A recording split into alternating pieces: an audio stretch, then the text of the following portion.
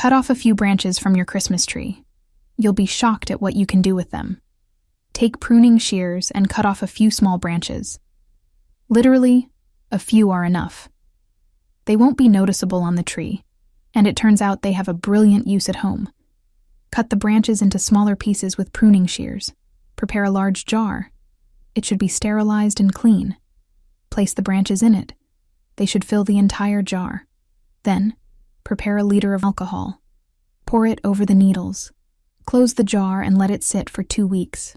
During this time, the mixture will change color. The vinegar will absorb the needles. Prepare a strainer and strain the liquid. Then, pour it into a spray bottle. Finally, add 1 branch for decoration. This solution is excellent for cleaning mirrors, bathrooms, and even floors. It leaves no streaks, disinfects, and smells beautiful. It has natural cleaning and stain-removing properties. It helps eliminate unpleasant odors.